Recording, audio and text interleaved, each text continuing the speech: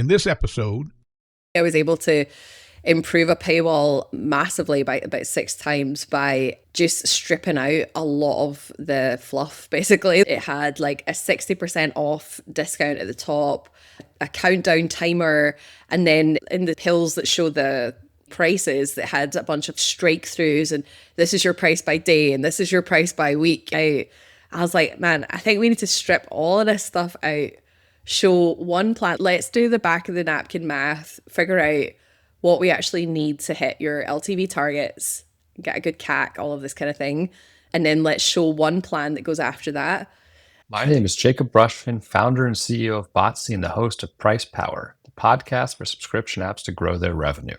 Today, we're talking with Alice Muir-Korsakova. Alice is an independent growth consultant helping apps grow by improving their onboarding, paywalls, lifecycle, and pricing and packaging. She worked at the agency Feature for almost 7 years, where she supported Headspace, VSCO, Adobe, SoundCloud, and was App Marketer of the Year and is a Business of Apps Top 100 leader. We talk about what strategic friction is and how to use it, how to monetize your AI app successfully, how to think about hybrid monetization, and much more. Hey, Alice, I'm so excited to have you on the podcast. So we're going to talk monetization, AI apps, and more. But first, you live in Berlin, and you told me earlier today that you went to a baby rave. And so we're going to dive into subscription apps, but first I have to ask what that was like. Yeah, baby raves are an amazing concept for parents who in the past would have been ravers, basically, or would have gone clubbing or out partying. And I actually first came across this concept years ago when I lived in Glasgow, because I had a friend who was a DJ who used to DJ at them. And this is something that's really popular in Berlin now. And of course, the day is May the 1st. And in Berlin, that's a pretty significant day where there's a lot of there's a mix of left-wing protests and raves that pop up in parks, unofficial raves that pop up in parks during the day. And it's all a sort of celebration of a celebration of Labor Day and workers' rights.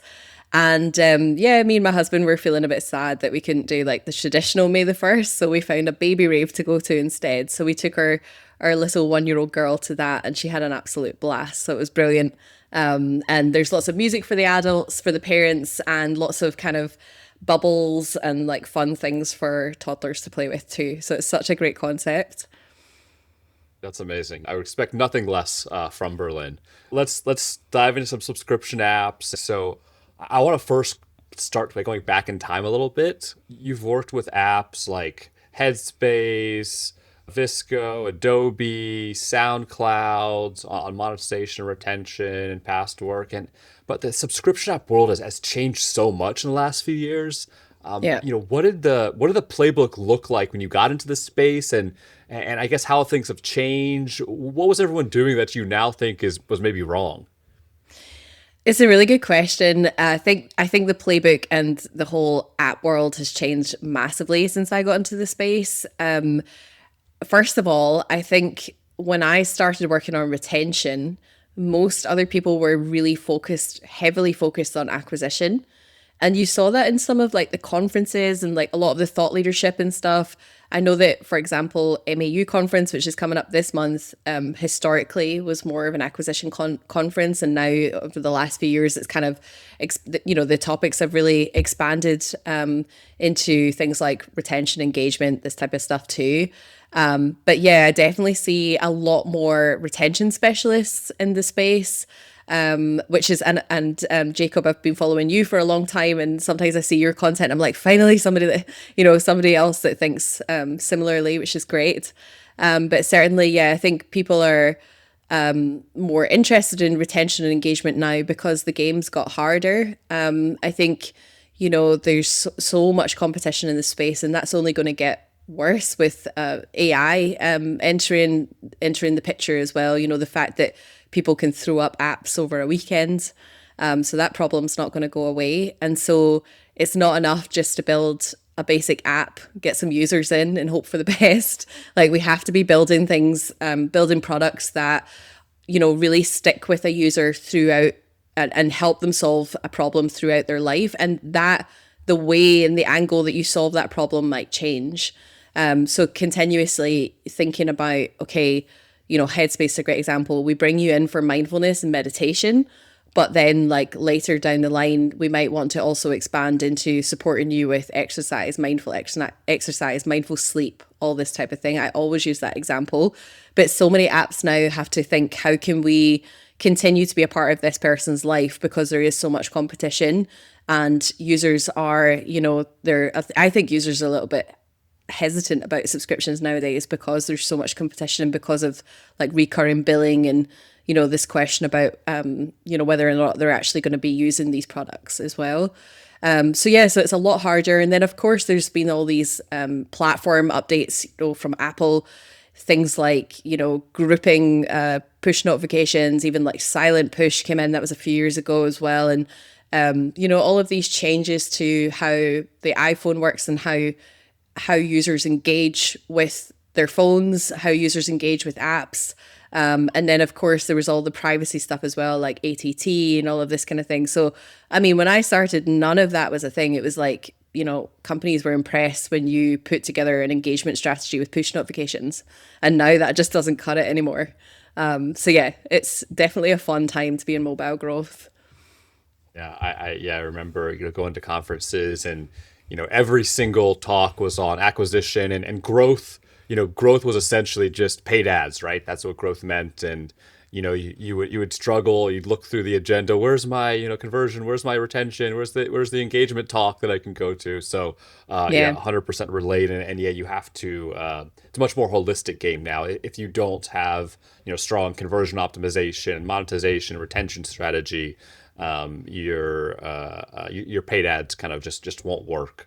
Because it's not absolutely. enough just to have a good ad, and it's harder to have a good ad today. So I think one concept that's super interesting to kind of understand better, to kind of drive retention, early engagement, monetization, is this. I think you talk about strategic friction, Mm-hmm. and getting users into your app. In the past, it was kind of give users about 80% of the solution for free, and then make the last 20% that's reason to upgrade. How do you think about that? And maybe you can give some examples of how this worked and people can use it. Yeah, so I think the best example that I have of that is MyFitnessPal. So MyFitnessPal basically, I mean, it's a household name now. I think many people know MyFitnessPal. But for those that don't, it's basically an app that helps you to track calories, basically, and other kind of your macros and other health and nutrition information. And it's targeted at people that want to get in shape, or they want to lose weight, or they have a goal around that. And what MyFitnessPal originally did was they had a lot of stuff on the free tier, including barcode scanning, right? So essentially, you could manually input your calorie information or your nutrition information. And you could also, for speed and efficiency, you could also use a barcode scanner to do that as well. And then what they had behind the paywall was more premium kind of information about like recipes, or going deeper into like macros and like this type of stuff, right?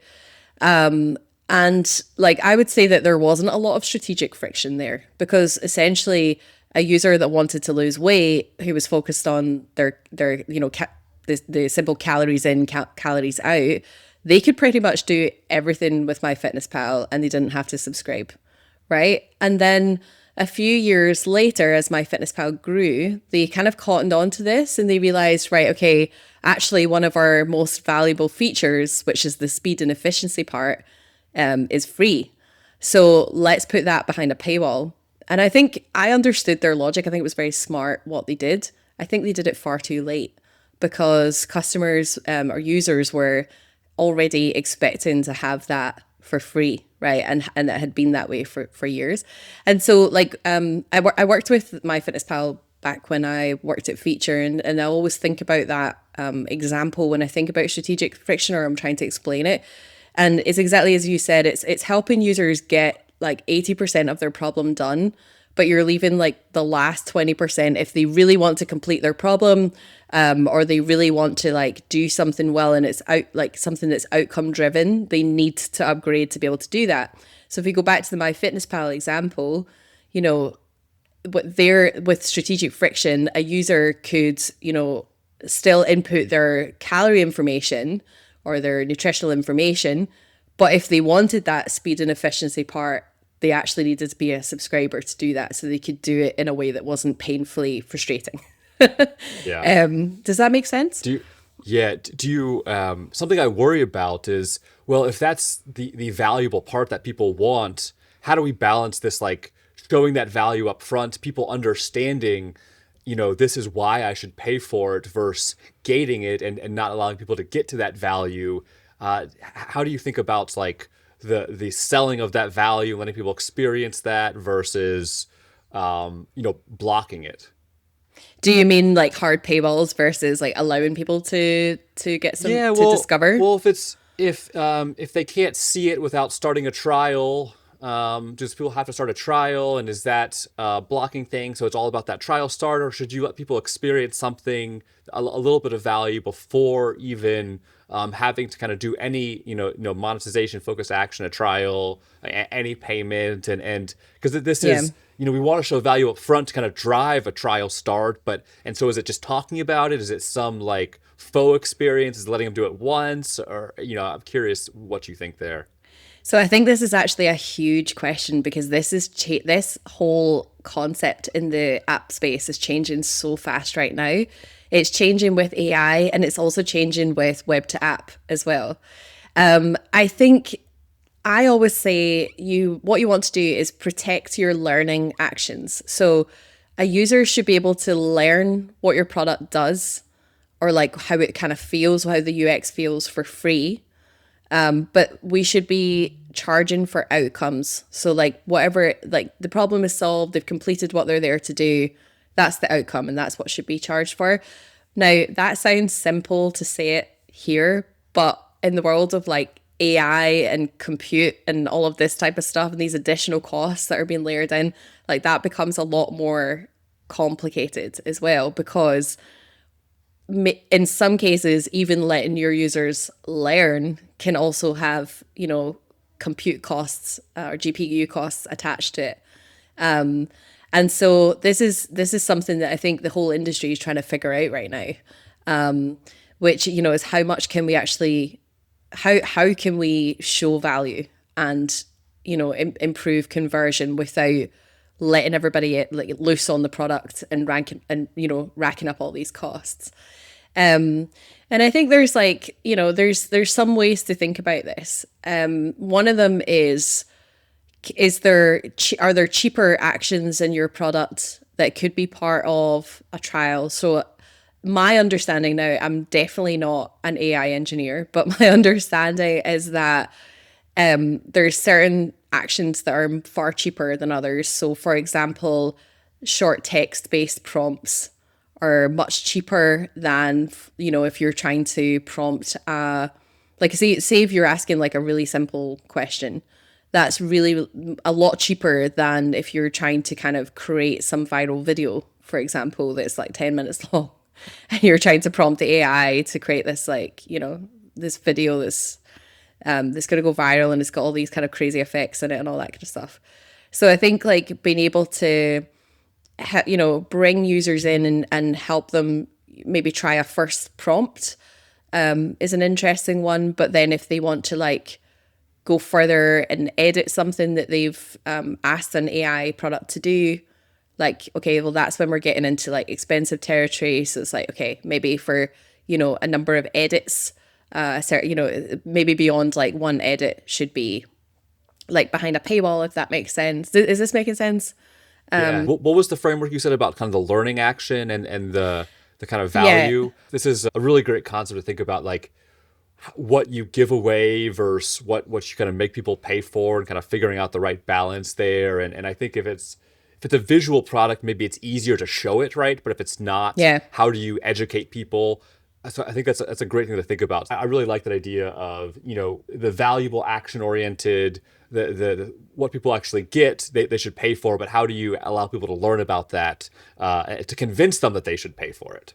Yeah, absolutely. And I think, and you had previously, when we caught up previously, you had asked me about this as well. And I think, there are creative ways that companies are like finding ways to do this, without actually racking up additional costs. I think one of the most obvious is if you've got an AI app that's like, show me what I'm going to look like with a certain haircut or whatever. You see these sometimes like these color palette match kind of apps, if that makes sense. Showing people on those types of apps, you can kind of show people through an avatar, like the before and after effect, for example. So you can show in the onboarding what a typical output might look like. Similar with, because I know like video generation apps are pretty popular at the moment. So like again, you can show like a typical, maybe you have like a mock-up of somebody prompting, and then you can show a typical output from that. So you can, you're displaying value in that way. I think another thing, like some of the bigger players like Lovable and also Claude have gotten really good at protecting their costs as well by, making sure that they really understand the brief from somebody. So like say somebody does put in an initial prompt, they might be like, well, okay, before we go a step further, is this actually what you mean and what you want to do? And I think that becomes particularly important when credits are involved as well. Because Jacob, I know we're kind of moving into this is opening a whole can of worms here, so please feel free to bring me back. But I think that also is important when like things like credits and usage limits are involved as well, so that we can make sure that, especially if somebody's a new user and they're trying something out, that they're actually getting the value that they want, basically, and we're going down the right path. Yeah, yeah. There's so much we can dig into there. So I do want to dig into that more. So, Yeah. when we think about, most subscription apps, 90+% of installs never become subscribers, right? Most people aren't going to pay. And I think that, some people say, okay, well, all the users that aren't going to pay are distraction, only focus on your high energy, focus your energy on kind of this high intent cohort. Others, well, okay, you have 90% of those users. Why don't you try some in-app purchases and upsells, and, maybe ads. And this becomes, more interesting with AI, kind of talking about these fixed costs of free users. Free users aren't free anymore. And so how do you think about this, monetizing these lower intent users? And then also, how does this differ for, which we kind of got into, for apps that have some AI component? Yeah, it's really interesting. I think for larger apps that have huge amount of scale, I would always say like focus on that 10% that's gonna convert where it makes sense. Or at least I would have said that before AI before AI came and complicated everything. But I think, as you said, that hybrid monetization. I think Thomas Petit also wrote a really good article about this for Revenue Cat recently too. And I think hybrid monetization is really making a big comeback, because certain companies are realizing that we need to recoup some of these costs. Oops, sorry, that's my headphone that's come out. I'm just going to keep going. So Thomas Petit also wrote about this recently, about the comeback of kind of hybrid monetization and why that's becoming so big, or it's really talked about right now in the industry, because a lot of these companies that have AI features are realizing, hey, wait a minute, if we're only going to get like 10% to convert, we need to find a way to recoup costs from the rest of the user base. And I've seen a few different approaches to this. One approach I've seen is, larger companies like, for example, Duolingo are saying, right, we're going to have AI. I think Notion also is the same, but we're going to just keep AI for like a higher value use case and a higher value segment of users. And then there's, the other school of thought where it's like, no, AI, we're an AI powered product. But even then, we're going to still have like 10% convert to a subscription, but then we're going to have this huge user base that's going to be kind of like novelty or curiosity driven. And I think it's such an interesting problem to solve. And that's where the whole kind of credit packs versus subscription debate comes in, because it's like, we see some apps where, and I talked about this at AIM conference recently, we see some apps where they're like, no, we're going to go after the people that are higher value that convert. And so they say, right, we're going to have the subscriptions, and we're going to say like, either you're going to subscribe to this or you're kind of, we kind of don't want you here. But then there's like credit packs for subscribers. And then there's other companies that are taking the approach of like, no, we're actually going to do credits and usage-based pricing instead, so that we cater for everybody. And I think it all just depends on your scale, like the stage of the business. It's much harder to kind of hard paywall things if you're a very early stage and nobody knows the brand and you don't have that kind of like brand trust. You're not a household name like this. It's very, very hard to hard paywall everything there. And so getting the balance is just incredibly difficult. And again, it's one of those things that we're all sort of in it together trying to figure this out. Yeah. And I think that the hybrid approach is super interesting, but it gets very complicated, right? Like maintaining all these things, all these different offerings. Do you think that apps is hybrid monetization a kind of a later term, longer term approach when you want to reach larger scale, or for AI apps, do you have to start with that immediately? It's a really good question. I think and I guess there's two different types of apps here, right? There's apps that are like massively established that have been around for years that then layer in AI. Duolingo's a great example of that. And then there's apps, we see all these apps popping up now that are like AI powered apps. And I think if you are a company that already has a user base that's with you for your core offering, and I see this work really well when it's like, somebody's built their app around habit formation. So for example, using the Duolingo example again, learning or meditation, so Calm, Headspace, this type of stuff. Like for those types of apps, I feel like, allowing people to continue to build a habit on a subscription plan makes sense. And then if you find that higher value cohort, layering in some kind of like either additional tier or something where, if it makes sense, like a kind of hybrid monetization tier, so that you're enabling like that particular cohort to use an AI version of what you're doing, makes sense. But I think where companies have to be careful is that you should only be layering in AI if it actually solves, like if it helps you deliver your value better. But if you're just layering it in because you're like, and I think it was Notion, there was a famous case study about this. If you're just layering it in because you're like, okay, AI sounds great, this is what we need to be doing, but then you realize it cuts your margin and doesn't actually help you deliver value any better, then it's like, well, you either have to find product market fit for that and put it behind a different product, or a different price and packaging tier, and you keep it kind of separate from your core offering. Does that make sense? Or you have to question whether or not that's like the right approach for you and your business, if that makes sense.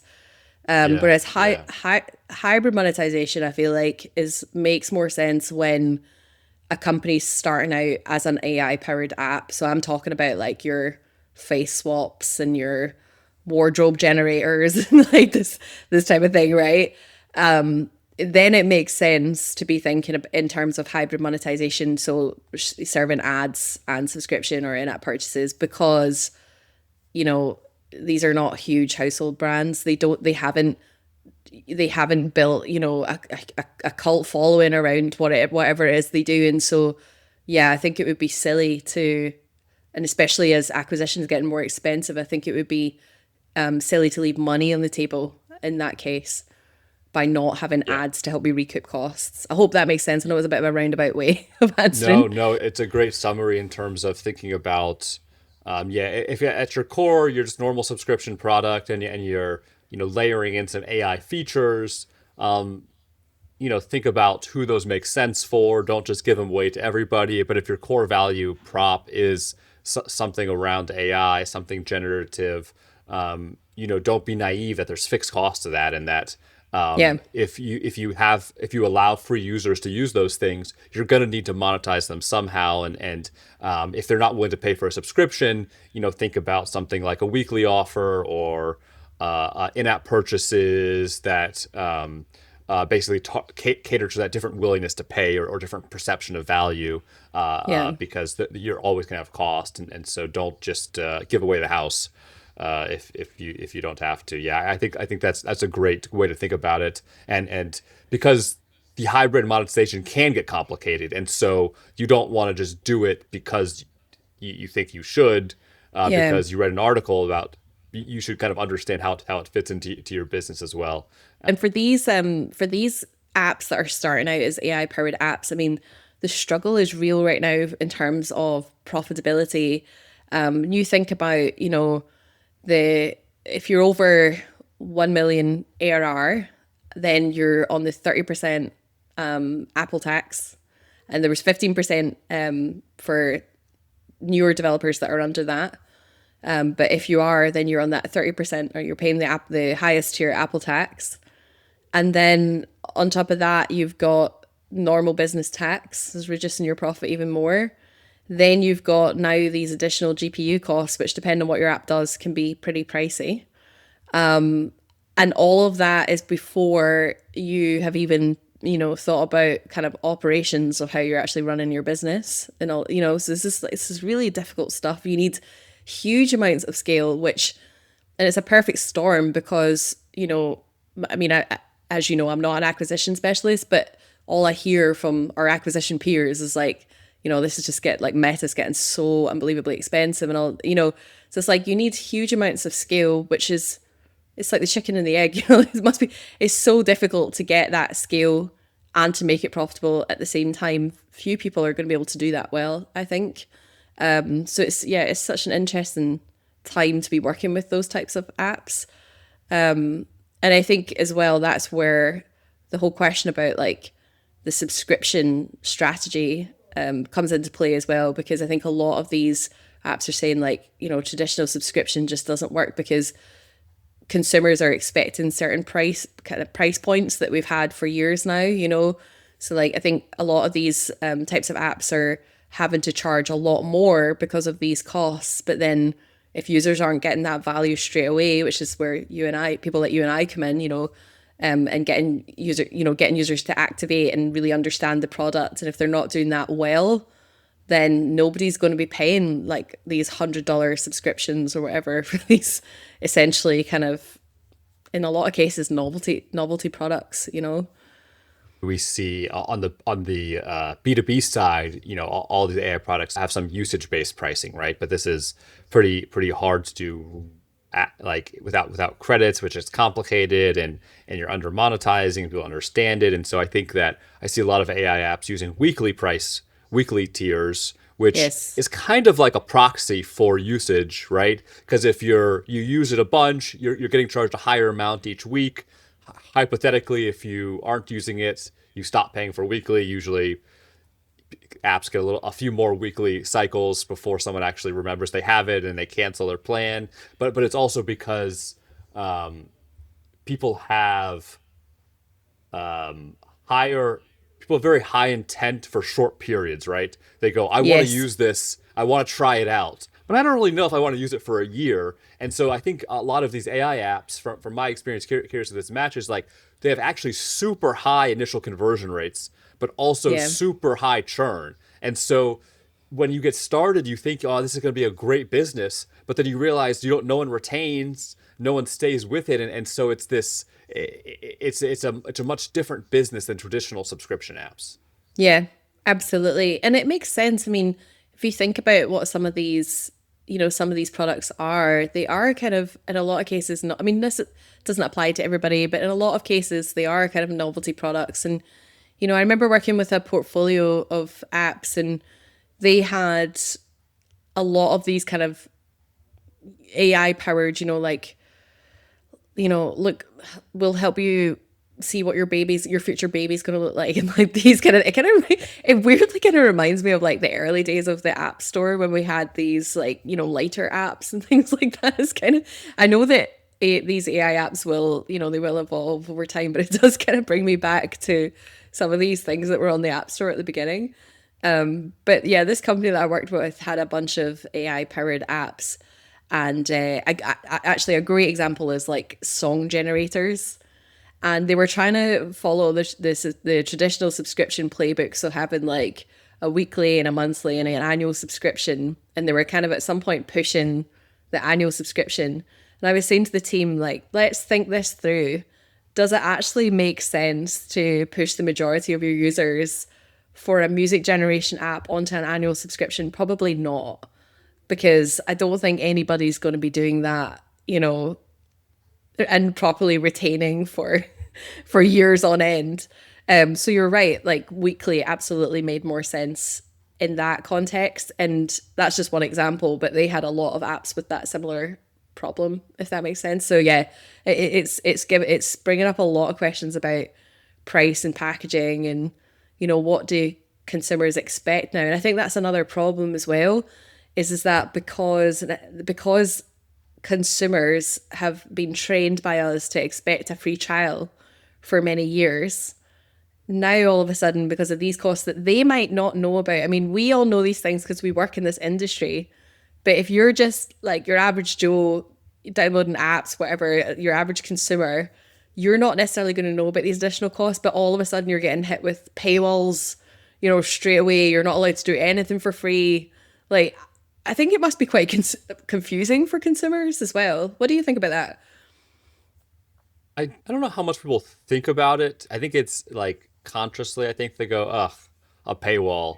I don't, oh, whatever, I'll leave. And some people go, oh, I'll try it out. And so I feel like we think much more in depth about the mechanics of these things than probably normal people. I think that generally people like free things and don't like paying for things. And so Yeah. it kind of goes back to what we were talking about originally. You really have to have people understand the value of your product. And it's much more important to convince them, and how do you educate them, and how do you do this well to convince them that you're worth paying for, where in consumer world, you really have to think about you're competing with literally every single other product out there, not just products in your category. You're competing with a share of their wallet, about every single thing in the world they spend money on. And so the bar is higher. You're not competing against the other AI products. You're competing against their car insurance. You're competing against their groceries. And like, when you think about it in that sense, okay, this is I have to educate them that I'm worthy of their money, and this is hard. This is really hard. This ties well to a kind of concept of that you're talking about. I've talked about in the past, of this margin qualified acquisition for AI apps, where not all users are equal. AI app flips the cost equation. Traditional apps, you pay for hosting. AI apps pay for thinking. So in this kind of this world of paying for compute that's limited, not all users are equal. You need to attract users that have a high willingness to pay, and that willingness to pay matches their kind of usage intensity. And this is not a simple problem to figure out. I think that, some teams may be trying to solve this with dynamic pricing or uplift modeling, or showing different prices to different users, or just going, here's a bunch of offers, I hope they pick one that's right for them. How do you see this actually playing out? And like, maybe explain this like margin qualified acquisition first, and then we can go into like some real examples of what you've seen. Yeah, so I think what I meant by that was, I think companies need to consider that these costs are, especially if we do have certain AI actions for free, then I think you need to kind of bundle that into your overall acquisition cost. So for example, if you're going to get somebody into a free trial we stick to our music generation or song generation app example. If you're going to get somebody into a free trial and you're going to give them one song that they can generate as part of that free trial, then you need to know what the kind of general compute cost of that's going to be. And my thought around that is, well, that should also be included in your overall acquisition cost, basically your CAC. Because if you're allowing everyone that you acquire to come in and have that, first song for free, for example, then it makes sense then, right? That's just part of your cost. I think when we like thinking about how companies though are segmenting people that are actually going to be using the AI features, if that's what if I understood you correctly, I had the most simple example of this. It's embarrassingly simple. But I thought, going back to Duolingo as an example, I think one of the things they do that's quite smart is they ask users what their use case is for learning a language. And if a user selects the kind of business or work, I'm not sure of the exact wording, but if somebody essentially says that they're learning for professional purposes, then they have this other plan called Duolingo Max, which is an AI powered plan where you can speak to an AI you can do kind of coffee shop role play almost to speak to somebody in that language, but it's entirely AI. And I thought that was such a good example. So it's they're using, their onboarding to identify what type of user this is, in terms of the quality of this user, propensity to actually subscribe and to what tier. And then from there, they're offering, once they know that information, they're offering these higher value features, AI features to those users. But Jacob, you had some even more interesting ideas around that. I think around LLMs you mentioned previously when we had a discussion. My way of segmenting on that is probably embarrassingly simple. No, I think it's a good starting point to understand what value a user is getting from your product, and seeing if you can align with that value, or kind of give them a product or an offering. And this is part of what we're doing at Botsy, right? We're building ML models and AI models to figure out how do we show the right offer to the right user. And so it can get I think that sometimes we work with clients that go, hey, I've done simple rule-based stuff. I showed this offer and this worked. We've segmented by these attributes, and we've seen revenue lift, but it gets very complicated very quickly, and there's so much nuance around, okay, well, how do we handle price localization on top of that with different use cases, and then how do we handle different willingness to pay? And so I think that once you get into this world of kind of monetization, personalization, and dynamic offers, you quickly realize kind of the value in kind of more AI and ML approaches. But I think that the teams should try simple segmentation, and they can probably get a little value there. And then you can move into kind of more sophisticated approaches. At least this is what we've seen kind of work well. I remember I think there was your presentation had a few examples here. Maybe I think there was one from, this is I think related, one from Flibbo. That's how you pronounce the name? Yes, that's right. Yeah, Flibbo. Yeah, it was Flibbo is basically an AI sort of image and video generating app. And what they did was they actually did that segmentation at the point of the paywall.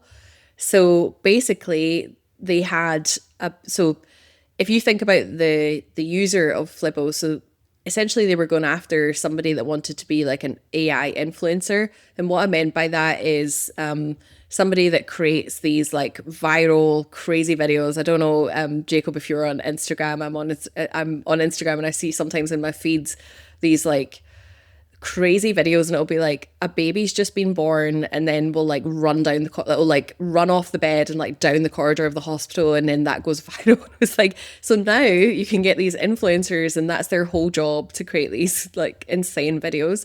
So that was the kind of person that, or user or customer that Flibbo was going after. But what they did was in their paywall, they had a basic plan, which was for like your kind of curious user. So maybe not somebody who was doing that professionally, but was trying it out and, liked video creation, this type of thing. Then they had their pro user, who was somebody who was trying to maybe get into that like viral influencer space, but maybe not as kind of intensively as the max user, who's somebody who's already established, like they're making hundreds of videos a week or hundreds of creatives a week. And they would need like as many credits as they could possibly get, essentially. And the reason I use this use case, so by the way, I spoke about this at Apps in Motion conference in New York a couple of weeks ago. And the reason why I used that example is because I thought it was a really interesting way of getting users to self-identify at the paywall. So rather than the traditional "what are you here for" questionnaire, the user gets to the paywall, they see these different like personas on the paywall, and they're like, yep, that one's for me. Like, I'm going to need the max amount of credits. And I just thought it was like quite sleek and super smart. In Flibbo's case, they what they found is that the majority of users were sticking to like the kind of medium plan, and so eventually that data that they were able to collect there, eventually that made for like a much simpler paywall where they could like double down on who are the users that we're acquiring. Okay, like we can actually better serve them now. But I still think it was worth mentioning that, I still think it's a really good example of being able to identify users. I've actually I've been working on something similar with a fitness app that I'm working with just now, where they've got a quarterly plan and an annual plan, and the way that we're framing it is, for the quarterly, we're saying like, do you want an efficient sort of 12-week program because you're wanting to get in shape for an event that's coming up or for summer, right? Or are you more looking to sort of build lasting habits and make kind of lasting change? Because I think you do see that difference in the fitness space, whereas like some people have got an event or whatever and they're like, I need to double down. Weddings is such a good example of that. But then you have other people that are like, no, I'm actually just here to make a life change. And so then we're like, okay, well, annual probably makes more sense for you if you're serious. And so we're trying that out just now as well. And I just think this whole concept of getting people to self-identify at the point of the paywall is super interesting. And so on that paywall, you're showing both plans but framing each plan differently. Yes. Yeah. Yeah. That's interesting. Yeah. I think maybe similar to Flibbo, you end up with showing different offers as kind of the recommended offer, because I think there's something about choice, and if you have too many choices, this reduces kind of conversion. If you don't have enough choices, and usually it's not enough choices, usually it's effective price anchoring, right? Where you move the choice away, like 2 plans is great because it moves the choice away from do I buy or not to which plan do I buy. But if you have too many, then it gets a little hairy because it's, I don't know what to pick. I'm just going to leave. It's kind of, causes indecision. I was actually able to improve a paywall recently. In fact, you wanted to ask me a question about a success that I was kind of most happy about. Recently, I was able to improve a paywall massively by about 6 times by just stripping out a lot of the fluff basically that was on it. I had this for a fitness app that I was working with. I had this paywall that had this, it was a web to app paywall, by the way. And it had like a 60% off discount at the top, a bunch of like, or it had like a countdown timer. And then in the sort of the pills that show the prices, that had a bunch of like strike throughs, and this is your price by day and this is your price by week and like all this kind of stuff. And I remember saying to the founder, I was like, I just think there's so much friction there. As a user, I think people probably land on this paywall and then they're like, what the hell? I don't actually know what I'm paying for. And the founder was like, and I understand why they took this approach, but they were like, yeah, but everyone else is doing this, because we had seen like Ladder did something similar, and like I think it's called Harna, and like all these other kind of fitness web to app flows were doing something similar. And I think, if you have massive scale, you can kind of get away with some of these things, because you can afford to like lose a few people at the paywall when you have millions of users coming in. But for this app that was starting out, I was like, man, I think we need to strip all of this stuff out, show one plan, like let's do the back of the napkin math, figure out what we actually need to hit your LTV targets, get a good CAC, all of this kind of thing. And then let's show one plan that goes after that. And we were able to actually get this funnel working by just stripping everything out and starting with the basics, basically. And I think people really underestimate that. They're like, we need to have like all these plans and we need to show like by day, by month. Like, users just want to know what it is that you sell and what they're paying for, Yeah. Yeah, I think that's the other thing as well. Sometimes having like multiple plans, you end up cannibalizing one for the other, and that gets complicated as well. You see that a lot in fitness because you have like the monthly, the quarterly, and the annual, which is quite popular right now. But usually like the monthly will then end up kind of people will just go for either monthly or quarterly, and then like nobody's going for annual, and it's all a bit of a nightmare. So yes, the simpler the better on the paywall, I say. Yeah, sometimes it's about going back to, first principles of kind of user experience, and you get stuck in this copycat world of conversion optimization. Well, everybody else is doing this. This worked for them. We need to more win. It's like, well, let's think about what the actual user's perspective here, and how they're kind of what they're seeing and what they're understanding. And if it's just a, chaotic mess, I think you're right. Sometimes stripping away can be valuable. Yeah. Yeah, it reminds me of the Blinkist paywall story, which I'm sure you'll have come across with your clients as well. That article that went viral from the person at Blinkist who designed this, which is a brilliant paywall. And it's like, you're going to start your trial and we'll message you here. And then 2 days in, we're going to message you for it, like whatever. And then every single person, in fact, all of my clients have tried that paywall. And then some of them get really like frustrated because they're like, I don't understand why this isn't working for us. And it's like, well, it works for kind of habit formation apps, like there's certain types of apps this is going to work for. But if you're like a utility, like nobody's going to want a push notification 2 days in, 3 days No in. one cares. No one cares about that. Yeah. Exactly. It's not about this trust building. It's just like, can you do what I need you to do? It is a good point. So, shifting gears a little bit, you worked on the subscription stack framework, and I think this is an amazing framework at Feature. Thank you. Andy started this. Andy Carvel kind of has some other growth and mobile growth stack frameworks. You kind of expanded on this, but this was kind of built and designed in a different world, right? Of zero marginal cost per user. This is different in AI with AI apps. Every user interaction is kind of a cost event. And I'm curious, like reflecting on this, if you rebuilt the subscription stack today for AI native apps, what changes for you? Yeah, it's a really good question. I think a lot of the sort of general principles would still stay the same, in terms of making sure to onboard users effectively, personalizing the paywall, collecting the right information, and then feeding that into how you activate those users. But you're right that the big question now is, okay, but now there's this big elephant in the room around engagement, because as it's now talked about in the industry all the time, like some of the highest engaging users are the least profitable now. So I think that's, if I was to go back to the subscription stack and revise it, and by the way, thanks for the idea about that. I'd like moved on to other things, and now I'm like, I'm gonna have to call up Andy Carvel and ask him if I can revise the subscription stack.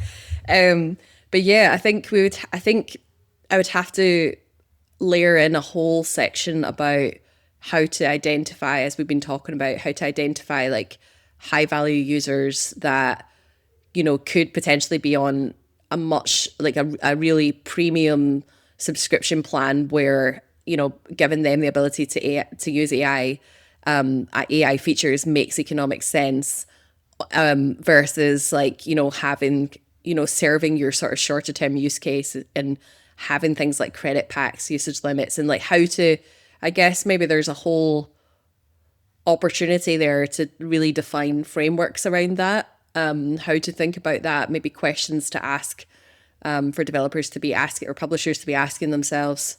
I think like a lot of that work is kind of floating around, but it would be amazing to pull that back into the subscription stack and formalize it a little bit.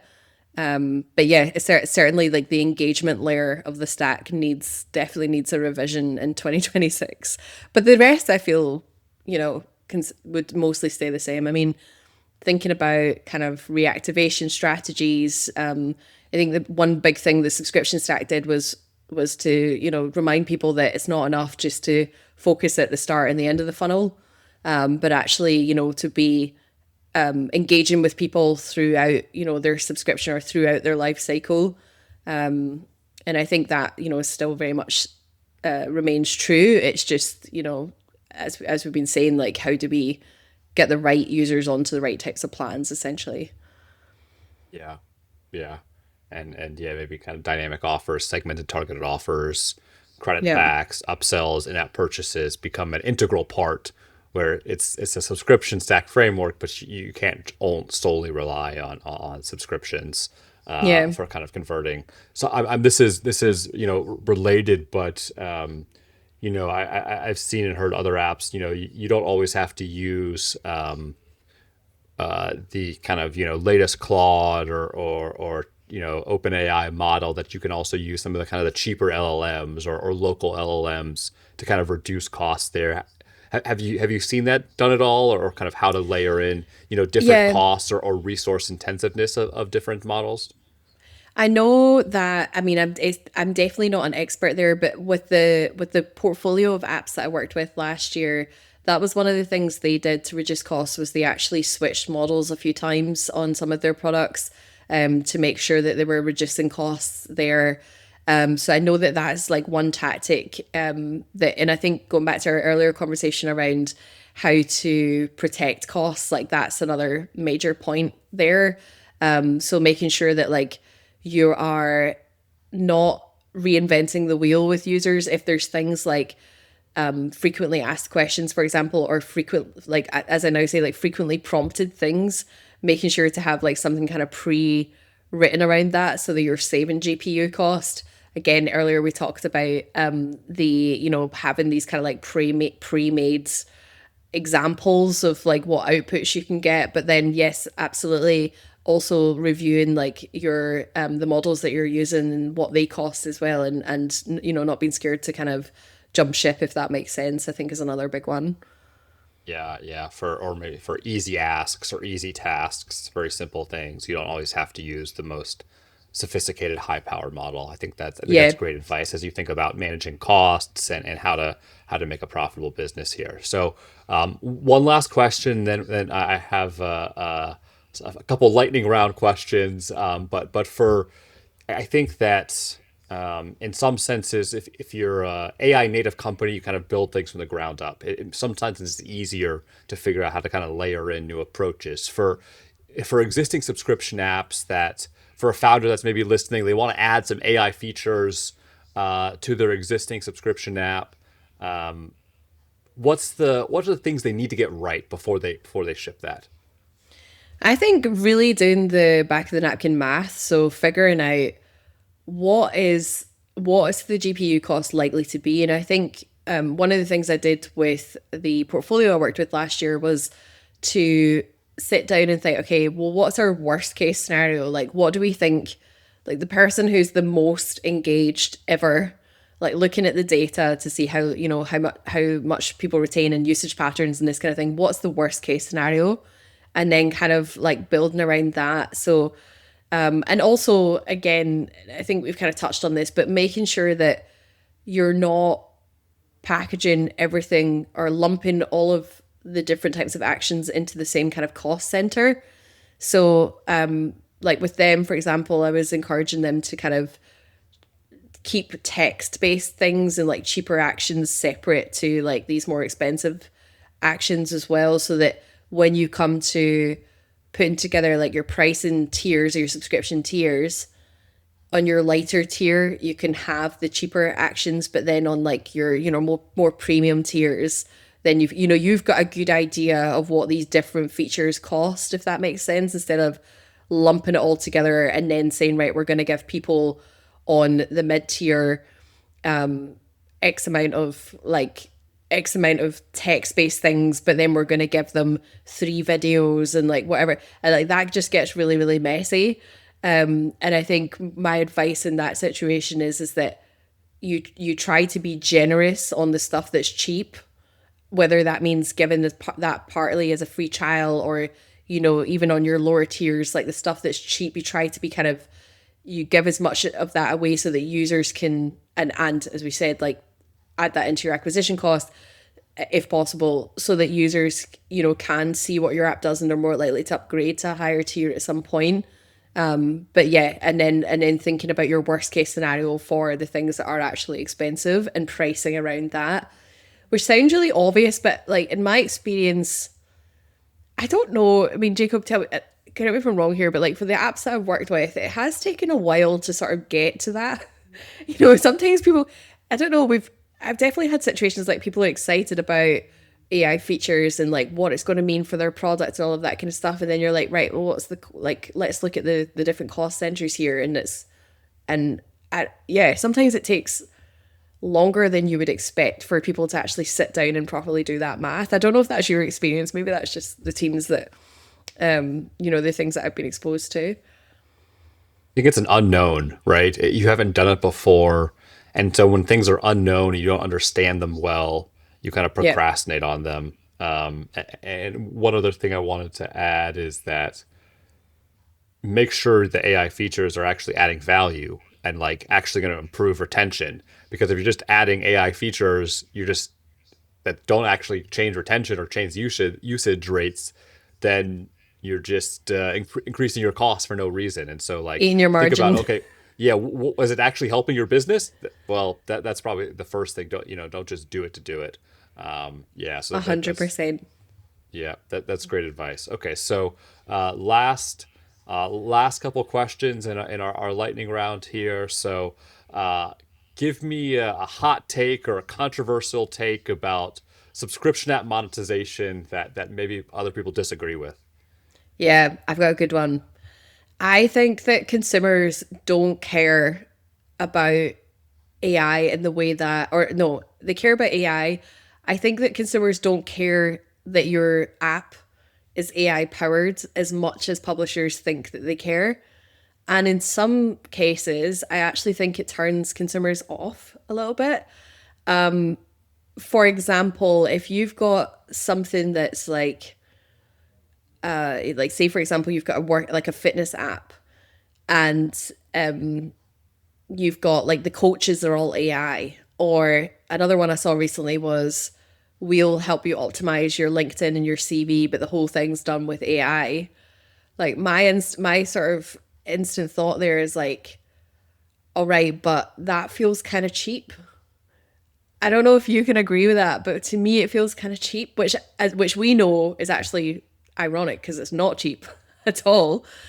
But if I've got a utility or I've got like a job to be done and I'm using a tool like an app or something to help me get that job done, I want to be working with somebody who's done it before, who can personalize the approach to me. That feels premium. And I think a lot of like CEOs that I work with get super excited about being like, yeah, we're going to do this like AI powered XYZ. And I'm always a bit like, yeah, but I don't like, I think that's interesting to us, but I don't think users care as much about that as they do. So it'll be really interesting to see. I saw an article not too long ago by Andrew Chen, who was the previous growth lead. He's super famous. He was the previous growth lead at Uber, and then I think now is like a VC and all this kind of stuff. And he wrote that recently as well, that he was finding that too, that people are like that consumers probably don't really care that much about AI as well. So I thought that was interesting to see somebody else kind of speaking about that, because it's definitely, myself, as soon as I see something that's like AI powered or whatever, it really puts me off. I wonder, I'd be really curious to know from somebody at Duolingo the engagement of the what the engagement rates are of the AI avatar kind of like cafe roleplay feature. That one might be a bit different because I think the whole thing about that language learning is the embarrassment of slipping up and getting things wrong. So maybe with that, that's perhaps a much better use case for it. But yeah, I'm curious about some of these bigger products and where that will go, and if because and the balance between being open and honest about what's AI and what's not versus like how do we market and package these things, if that makes sense. I think going back to, again, first principles, features versus benefits. The AI is a feature, right? I don't care how you do things. What am I getting from it? What's the benefit? Consumers, Yeah. as a person, what is the outcome? What is the benefit I'm getting? How you get it to me, it doesn't really matter. Don't tell me I don't need to care that you use the latest, LLM models on the back end. I care about getting what I want to done, and kind of what is this job I'm getting done, and what's the benefit to me. And so I think you're right. I think this is the age of internet companies, right? You're an internet company today. You're just a company. Right now, we're in the age of AI companies. In a few more years, you're just a company. Yes, of course, Yeah. you're using AI. Of course, you're using software in your company. And so I think we're in this middle ground that everyone's bragging about AI, where this is just, well, in the end of the day, will be kind of a core component of any technology product Yeah. that will be used, and it all comes back. It's like, are you helping someone get the job done that they want to get done? I don't care how you do that. That reminds me of, what was that expression that people used to use? And it was when they would get a consultant to come into their business. And I keep in my head, I have digital revolution, but that's not quite it. Is somebody would come in and like turn a traditional business into like a digital verse, like give the, make sure they had a web offering, like all this kind of stuff. And it's actually, if you hear that now, it's almost like laughable because it's like, well, who's not doing that? you Right, know? right. I think that's just normal for these transition stages. Yeah. Yeah. Okay. So last question, and maybe you already mentioned it. Maybe your answer is already. But what's the biggest pricing or packaging win you've seen or had yourself? It's the Price Power Podcast. We have to ask. Yeah. I think the one I'm most proud of recently is managing to get that web funnel working well, and to be, on like, to be smashing the kind of the industry benchmarks there. I think the reason why I'm so proud of that is I just really enjoy working with that team.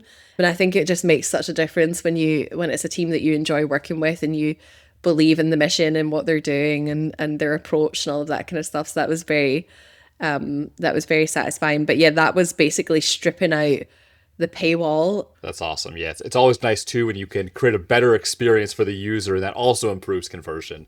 Yeah, And so don't ever forget about the actual people using your product at the end of the day. Well, this was awesome, 100%. Alice. I so much appreciate you joining. Sorry for taking you away from your baby rave. But Thank you. hopefully you'll forgive me. But I really appreciate you joining. Anything else you'd like to promote or have people go check out?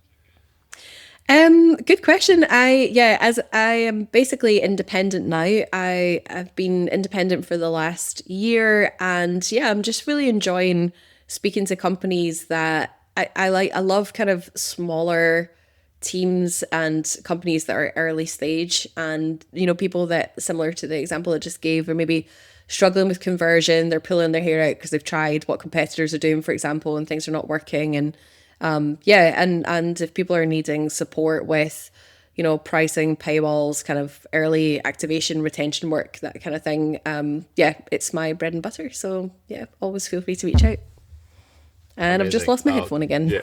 Go follow Alice on LinkedIn. We'll share some links to some of her awesome content in the show notes, so you can go check it out. And definitely go reach out to Alice for help on paywalls and activation and optimization. Definitely world class there. So yeah, thank you again, Alice, and yeah, looking forward to kind of seeing what you do. Thanks, Jacob. It was really great to be here and to chat to you about all things pricing and retention and activation. Awesome. All right. Bye. See you later. Bye. Thanks for listening. Hope you enjoyed. Please go to pricepowerpodcast.com to see all the episodes. Go to Spotify and YouTube and give us a subscribe and follow so you don't miss any episodes. All right, talk to you next time.